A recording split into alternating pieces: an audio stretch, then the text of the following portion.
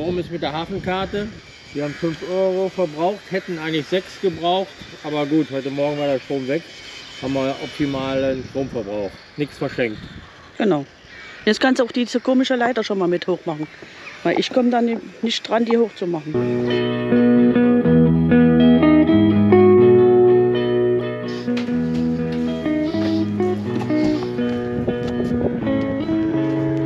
Das ist nicht so ohne, was er hier gestrickt hat, um das nachher wieder wegzukriegen. So, eins hat er schon mal ab. Das musst du, glaube ich, mit dem Haken machen, Schatz. Dass du mit dem Haken da reingehst in die Schlaufe, um die breiter zu machen. Montag 10 vor 10, wir sind startbereit. Gucken wir mal, ob es wieder funktioniert.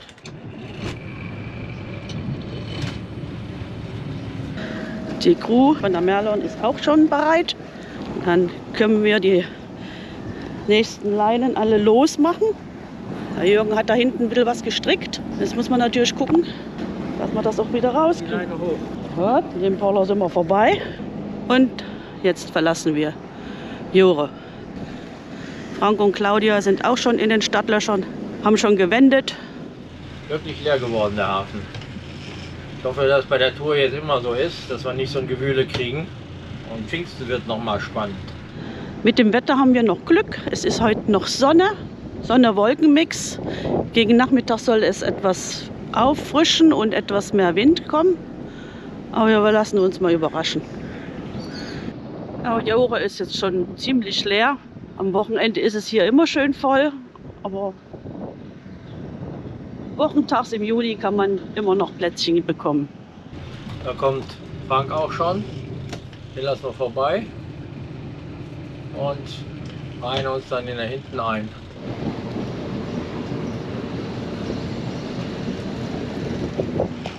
Und nochmal duschen jeweils 1 Euro. Dann sind wir bei 27,50 Euro pro Tag. Das ist gut.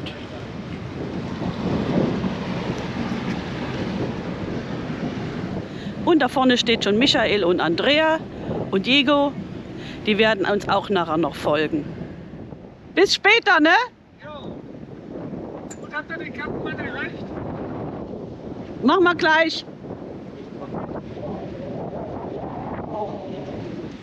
Der Wind hat wieder etwas aufgefrischt und sind 18 Kilometer ungefähr bis Grau, keine Brücken, keine Schleusen. Das ist also 2 Stunden Fahrt und wir schauen, dass wir dort ganz vorne gleich im Hafen uns anlegen, wo wir relativ windgeschützt sind, weil die nächsten Tage und so ist doch relativ viel Wind angesagt und da wollen wir nicht so viel Welle haben. Und die Kühe liegen hier auf der Weide, ganz genüsslich. Und die Gänse sind auch dabei. Ist schon romantisch hier. Wir sind jetzt am Schleusentor zur Einfahrt von Jore. Draußen wartet schon einer, der hat aufgestockt, um uns durchzulassen. Und da muss man natürlich immer drauf achten, wenn jemand rauskommt, dass man den zuerst rausfahren lässt, bevor man dann wieder reinfährt. Ganz klare Regelung, wer zuerst fahren darf, gibt es hier nicht. Also gegenseitige Rücksichtnahme ist hier auf jeden Fall wichtig. Der Margrethenplatz ist auch gut belegt auf der anderen Seite. Wo man halt ohne Strom auch liegen kann. Es wird auch immer alles gepflegt. Auch immer sehr voll, also alleine liegt man da auch nicht. Das Boot hat sein eigenes Windrad dabei und erzeugt damit auch Strom. Ist doch einiges los. Wir sind hier nicht alleine auf dem Kanal. Und überall sieht man hier diese Anlegestellen, wo man übernachten kann. Es ist hier oben in Friesland gibt es ganz viele davon. Hier auf dem Norder-Odeweg ist ordentlich was los. Hier ein kleiner Hafen. Ja.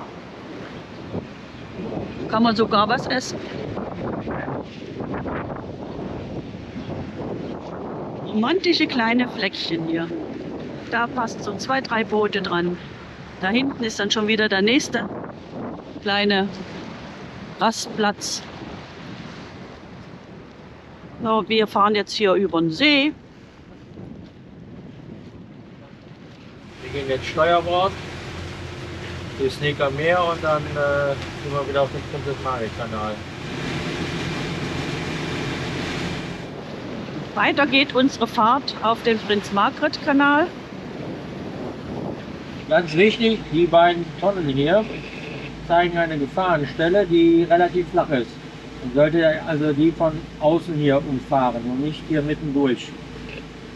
Das ist auch wieder eine Schleuse, die immer offen steht. Also wir haben sie noch nie zuerlebt. Wir erreichen Ternde. An der Tankstelle da hinten haben wir schon sehr oft getankt. Hier geht eine kleine Fähre rüber. Und wenn wir in diese Richtung fahren würden, dann würden wir Richtung Piet fahren, Richtung Herrenveen. Uns kommt hier ein schönes, steiliges Boot entgegen.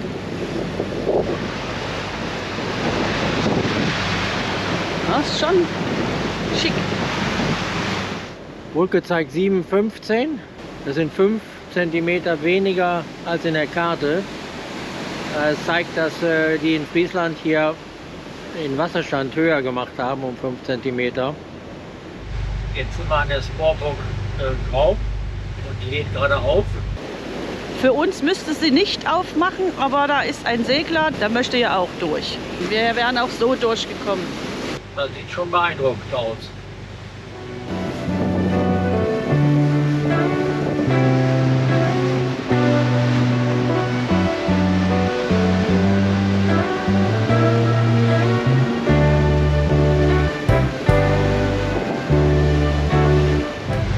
Ich dachte schon, wo bleibt die Autobahn, aber die geht hier unter der Wasserstraße durch. Hier ist ein Aquädukt. Wir sind gleich da. Marina macht schon mal die Fender klar. Wir erreichen langsam unser Tagesziel. Mal sehen, in welchen Hafen wir jetzt gehen. Bau ist erreicht und wir folgen jetzt Frank. Der hat schon eine spezielle Vorstellung, wo wir liegen können, um windgeschützt zu sein. Mal gucken, ob wir da einen Platz kriegen. Dann wollen wir doch mal schauen. Wenn die wieder nur so kurze Stege haben, das ist natürlich doof.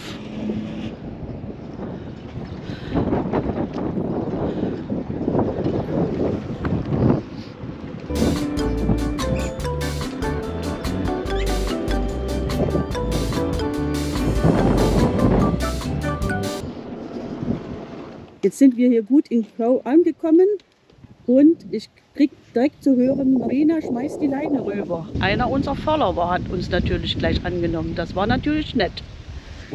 Liegen wir doch gut. Hier sind wieder so kurze Seitensteiger, aber wir haben zum Glück ja hier am Ende den Platz gekriegt. Und passt. Und sind auch windgeschützt. Der Wind kommt ja vom Land, hält uns also vom Steg weg und gleichzeitig wenig Welle. Also es ist ganz gut. Okay. Ja, und die Stege haben alle Nummern. Und da können wir gut mit der iMarina-App bezahlen. Ich bin auch schon registriert mit meinem Namen. Bootslänge, alles heute eine Übernachtung. Box 14 x 5 Meter, 25,92. Inklusive Strom, das ist ein echt guter Preis. Jo, alles bezahlt und dann gibt es eine E-Mail mit allen wichtigen Informationen. Ja, wir freuen uns auch immer mal, einige Followers von uns zu treffen. Weil es ist so witzig, man kommt aus der Dusche und denkt, das Schiff kennst du doch. Um 41. Moment mal. Und dann sehe ich die Gesichter und denke, ja. Ja, für euch ist es immer eine Überraschung. Ja, ja. Aber wir freuen uns über jeden, der uns anspricht. Ja, wir freuen uns auch, dass das so schöne Videos. Nein, es nervt überhaupt nicht. Grau ist nicht so voll. Die Steganlage ist relativ leer. Aber haben natürlich wieder zu kurze Stege für uns. Aber wir haben hier vorne den Platz gekriegt, wo wir gut rein und rauskommen. Und da vorne ist auch gleich das Hafenkontor und dahinter auch das Teehaus, wo wir gerade was gegessen haben und heute Abend auch einen Tisch reserviert haben. Es ist wirklich alles sehr schick. Wirklich sehr gepflegt. Hier kann man auch anscheinend Segelboote mieten. Das ist das Hafenkontor. Hier gibt es eine Tankstation. Bootsverleih. Wenn ich die Segelboote hier so sehe, dann kriege ich auch mal wieder Lust zu segeln. Wenn mal viel Zeit ist, muss ich das auch mal wieder in Angriff nehmen. Hier kann man auch tanken, Diesel und €1,98. Der Diesel ist biodieselfrei. Statt Biodiesel ist hier HVO drin, also 7%. Also 93% Diesel, 7% HVO. Das ist gut. 1,84,9. Und €1,98, €2,34. Gut, dass wir ein Dieselboot haben. Sanitärraum mit Code. Waschen. Duschen. Sehr klein.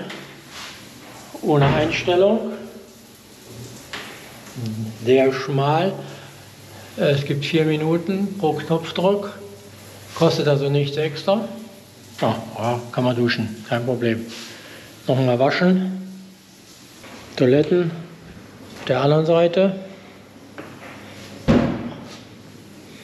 Ja, da hinten sind dann die Damen.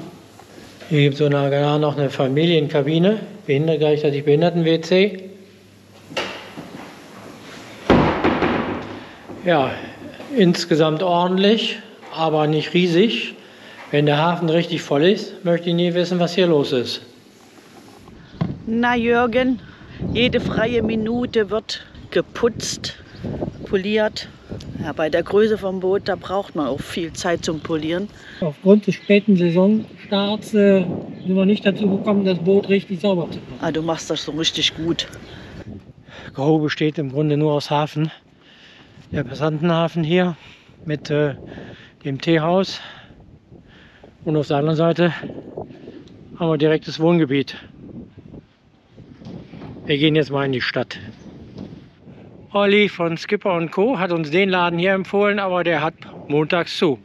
Ist ja immer schwierig in den Niederlanden hier Montag und Dienstag ein offenes Restaurant zu finden. Und deshalb bleiben wir direkt am Hafen. Und da sind wir jetzt gekommen. Und ja, hier haben wir jetzt einmal so den Stadtkern, da mit Kirche. Und wir gucken jetzt erstmal hier lang. Die Skisaison wird auch gerade eröffnet. Auf der anderen Seite ist der HEMA und da sind wir auch schon wieder am Ende. Montags alles zu.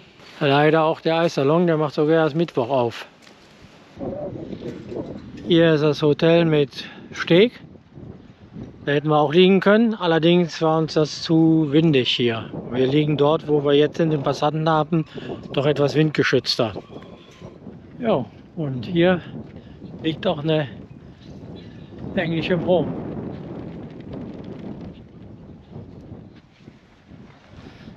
Schickes Teil.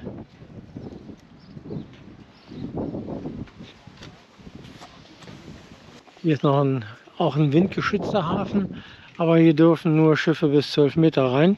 Passen wir nicht rein. Oh, ja, haben sie alles wunderschön neu gebaut.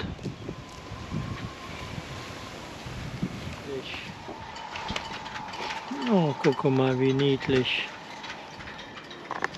Wir sind jetzt wieder an unserem Hafen angelangt. Go ist wirklich ein kleiner Ort, aber ganz viele Boutiquen, gut für Frauen. Ansonsten ist das heute sehr entspannt. Einen kleinen Café. Eiskaffee trinken. Herrlichen Blick auf den Hafen.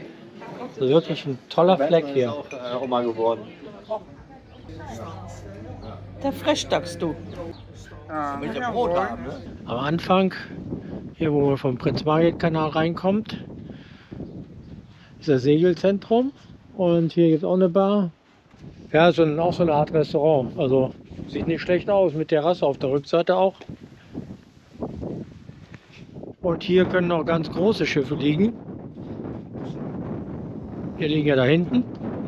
Aber es ist alles zu. Montag, Dienstag ist immer schlecht. Also wer auf offene Restaurants und so Wert legt, der sollte erst mittwochs hier in Go ankommen.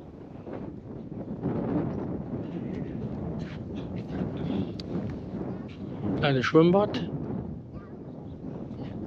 Zum Abend hat der Wind nachgelassen. Wir gehen jetzt ins Teehaus zum Abendessen. Mal gucken, wo wir Platz kriegen. Draußen haben sie jetzt zwar überdacht, aber es ist nicht ganz so warm. Und drinnen macht es schon vollen Eindruck. einen wunderbaren Tisch hier am Ende des Raumes und deutsche Karte. Also man sieht, hier spricht man Deutsch. Man sieht es auch an den ganzen Booten draußen, wie viele deutsche Boote jetzt tatsächlich stehen. Also nicht nur Charterer, sondern echte deutsche Boote. Ja? YouTube, Boote on Tour. Boote on Tour. Cool. Das Essen war aber jetzt schnell. Ja. Das ist einmal, was ist das? Steak? Buttersteak. Buttersteak. Schollenfilet. Filet. Vegetarisch. Vegetarisch, vegan sogar. Vegan sogar, ja. Das ist Kabeljau unter dem Schinken. Dazu Pommes und Salat. Friesisches Tiramisu. Das sieht gut aus.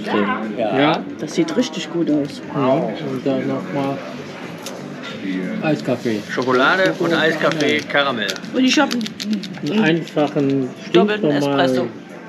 Doppelten Espresso. Ja. Meinst sieht am besten aus? Nein, Nein, meins. Claudia hat den Boden verloren. Auch hier im Teehaus war es heute wieder sehr gut. Leckeres Essen, sehr nettes Personal. Die Preise sind sehr zivilisiert, also nicht zu überteuert. Wir haben etwas zerstört und war ein schöner Abend und wir kommen gerne wieder. Klare Empfehlung. Wir kommen vom Princess Margaret Kanal, fliegen dann über den Bigmere Passantenhafen, dann über den Hafen der Wassersportvereinigung Grau und dort geht es dann weiter zum Restaurant mit Steg.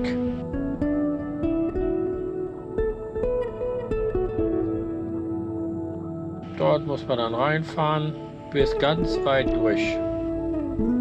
Und ziemlich am Ende ist dann das Restaurant mit dem Steg. Zurück über den Passantenhafen Helixhafen. Wieder der Blick auf unsere Steganlage und Frank liegt ganz außen und wir ganz innen. Unser Stopp in Grow geht heute zu Ende. Das ist ein schnuckliges kleines Städtchen. Montag, Dienstag sind die meisten Restaurants zu. Aber uns reicht das Teehaus hier am Hafen. Da sitzt man sehr gut, kann übers Wasser gucken. Das Schöne an Grow ist, dass man hier über die Stege am kompletten Hafen entlang gehen kann und sehr viel schauen kann.